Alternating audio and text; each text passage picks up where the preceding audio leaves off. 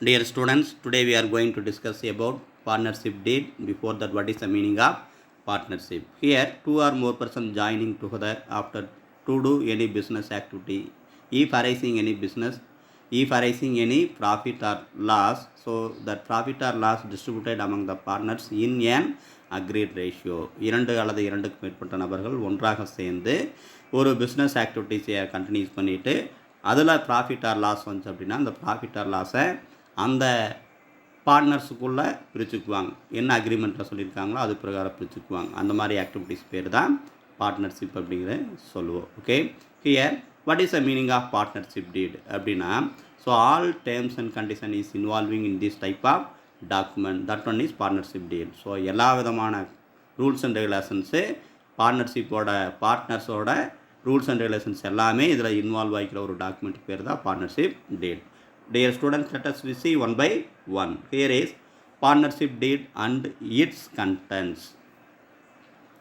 Though a partnership agreement need not necessarily be in writing, it is important to have a written agreement in order to avoid misunderstanding. It is desirable to have a written agreement. Partnership agreement அப்படிங்கிறது பத்திரத்தில் எழுதணும் அப்படிங்கிறதெல்லாம் compulsory இல்லை. ஆனால் பத்திரத்தில் எழுதுனாங்க அப்படின்னா so totally avoid miss understanding among the partners in future. Okay, so இப்படி தான் எழுதியாச்சு அப்படின்னா டோட்டலாக பார்த்தீங்கன்னா ஃபியூச்சரில் எந்த விதமான ப்ராப்ளம் வராது. ஸோ அந்த பார்ட்னர்ஸ் டிசையர் பண்ணுறாங்க. So if it is desired to have a written agreement, அவங்க விருப்பப்பட்டாங்க அப்படின்னா எழுதிக்கலாம். Okay, so partnership agreement may be oral or written, வாய் வழியாவோ அல்லது எழுத்து மூலமாகவோ இருக்கலாம். A carefully drafted partnership deed helps in ironing out differences which may develop among partners and in ensuring smooth running of the partnership business. இந்த partnership டீட் அப்படிங்கிறது all terms and conditions இருக்கிறனால அதை பேஸ் பண்ணி பார்ட்னர்ஷிப் பிஸ்னஸை smooth run பண்ணுறதுக்கு யூஸ்ஃபுல்லாக இருக்குது. Okay, it should be properly stamped and registered. So this type of document, partnership deed, is properly stamped and registered. Stamp வச்ச பேப்பரில் எழுதிக்கணும், ப்ளஸ் அதோட ரிஜிஸ்டரும் பண்ணிக்கணும். பார்ட்னர்ஷிப் ஆக்ட் 1932 பிரகாரம் ரிஜிஸ்டர் பண்ணிக்கணும். Okay, this is the meaning of partnership deed. Then another one is, what are the contents of partnership date? So all the terms and conditions is involved in this document. That one is partnership deed அப்படின்னு சொன்னோம். என்னென்ன conditions இருக்குது அப்படின்னு பார்த்தீங்கன்னா, first one is name of the fame.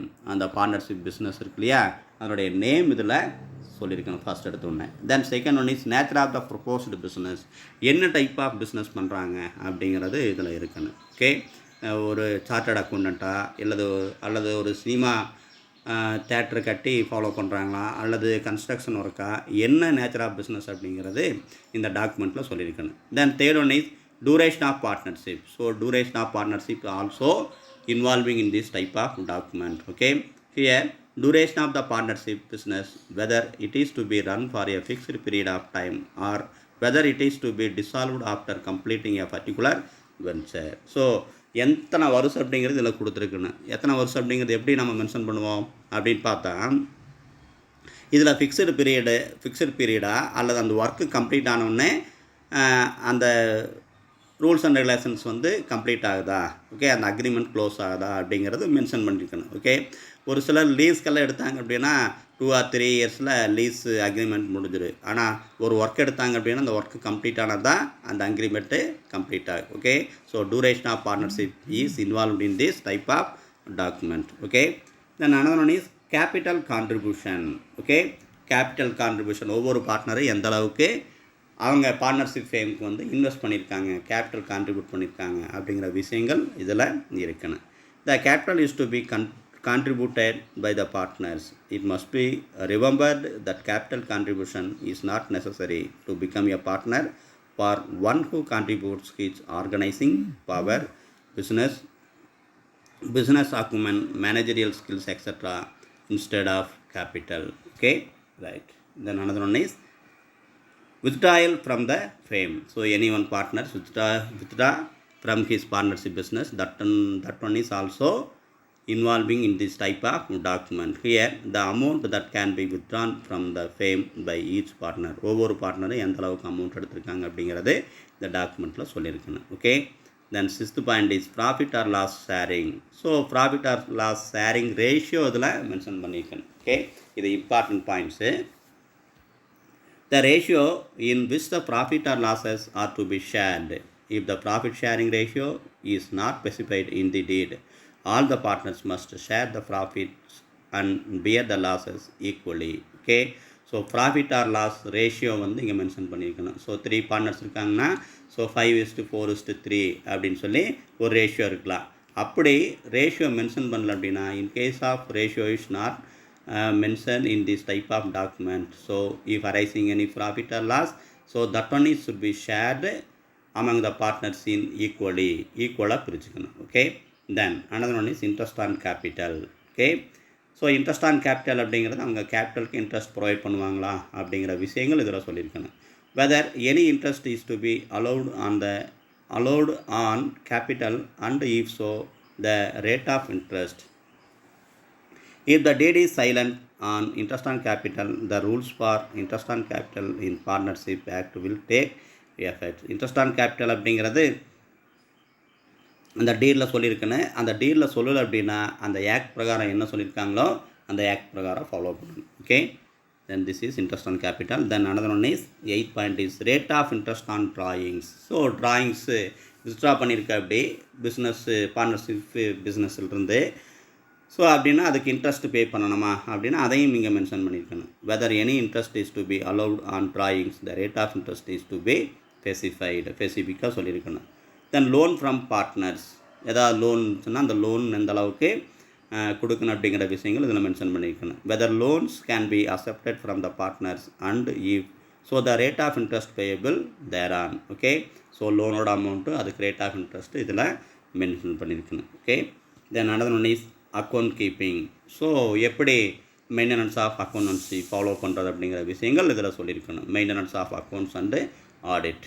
Then 11th point is salary and commission to partners. So ஒரு சில partners பார்த்திங்கன்னா working பார்ட்னராக இருப்பாங்க, அவங்களுக்கு சேலரி எவ்வளோ தரது, கமிஷன் எவ்வளோ தரது அப்படிங்கிற விஷயங்கள் இதில் சொல்லியிருக்கணும். So amount of salary or commission payable to partners for their services unless the specified provided no partner is entitled to any salary. அப்படி எதுவுமே இதில் சொல்லலை அப்படின்னா எந்த பார்ட்னர்ஸ்க்கு கமிஷன் அப்படிங்கிறதும் இல்லை, சேலரி அப்படிங்கிறது இல்லை, ஸ்பெசிஃபைடாக மென்ஷன் பண்ணியிருக்கணும். ஸோ அந்த விஷயங்கள் இந்த ஹெட்டில் கொடுத்துருக்கணும். Then 12th point is retirement. ஒரு பார்ட்னர் அட்மிஷன் ஆகும்போது ரிட்டையர்மெண்ட் ஆகும்போது என்ன ரூல்ஸ் அண்ட் ரெகுலேஷன்ஸ் அப்படிங்கிறது இதில் சொல்லியிருக்கணும். So matters relating to retirement of a partner, the arrangement to be made for paying out the amount due to a retired or deceased partner must also be stated. So இதில் ஒரு partner retirement ஆகிறாங்கன்னா அவருடைய amount வந்து settlement பண்ணுற amount எப்படி இருக்குது, அந்த settlement பண்ணுற methods எப்படி இருக்குது அப்படிங்கிற விஷயங்கள் இதில் சொல்லியிருக்கணும். Okay, this is retirement. Then another one is goodwill valuation. Okay, goodwill எப்படி வேல்யூ பண்ணுறது அப்படிங்கிற விஷயங்கள் இதில் இன்வால்வ் ஆகிருக்கணும். So method of valuing goodwill and admission, death or retirement of a partner. So in case of at the time of death or at the time of retirement, at the time of admission. ஓகே, எப்படி goodwill வந்து value பண்ணுறது அப்படின்னு சொல்லி இந்த விஷயங்கள் இதில் இந்த டாக்குமெண்ட்டில் இருக்கணும். Then 14th point is distribution of responsibility. ஒவ்வொரு பார்ட்னருக்கு ரெஸ்பான்சிபிலிட்டி அப்படின்னு இருக்குது, அந்த ரெஸ்பான்சிபிலிட்டி இங்கே மென்ஷன் பண்ணியிருக்கணும். The work that is interested to each partner is better stated in the deed itself. Okay, so the work that is entrusted to each partner is better stated in the deed itself. இந்த டீடில் ஒவ்வொரு partner என்னென்ன work பண்ணணும், அவங்களுடைய responsibility என்ன அப்படிங்கிறது இதில் சொல்லியிருக்கணும். தென் another one is dissolution procedure.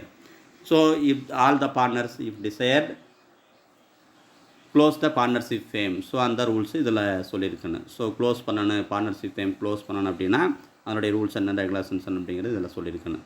The procedure for dissolution of the firm and the mode of settlement of accounts thereafter. Okay, so close பண்ணிவிட்டு செட்டில்மெண்ட் பண்ணுற மெத்தடெல்லாம் என்ன அப்படின்னு இதில் சொல்லியிருக்கணும். Then 15th point is arbitration of dispute. Okay, so arbitration அப்படிங்கிறது there is no discretion of any one partner. எந்த விதமான நீதி நெறி விசாரணையின்றி ஒருதலை பட்சமாக இருக்கக்கூடாது. So arbitration in case of dispute among partners. The deed should provide the method for settling disputes or differences of opinion. This class will avoid costly litigations. So எந்த விதமான ப்ராப்ளம் இல்லாமல் காஸ்ட்லி இல்லாமல் சிம்பிளாக அந்த ரூல்ஸ் அண்ட் ரெகுலேஷன்ஸ் முடிச்சுக்கணும். Okay, right. Then another one is, so this is 16th point treated as a 16th point treated as a documents or important rules and regulations of partnership deed. So once again we remind that side headings: name of the firm, another one is nature of the proposed business, third one is duration of partnership, fourth one is capital contribution, fifth one is withdrawal from the firm, sixth one is profit or loss sharing, seventh one is interest on capital, eighth one is rate of interest on drawings, ninth one loan from partners, 10th one account keeping, 11th one is salary and commission to partners, 12th one is retirement, 13th one is goodwill valuation, 14th one is distribution of responsibility, 15th one is dissolution procedure, 16th one is arbitration of dispute. Okay, so this is the format of partnership deed. So rules and stamp paper இருக்கா, 100 rupees stamp paper இதில் வாங்கி அந்த rules and regulations எல்லாம் இதில் எழுதி எல்லா partners வந்து sign பண்ணிக்கணும். ஓகே, ஓகே, கிளியர்டாப்பா? ரைட், ஓகே, தேங்க்யூப்பா.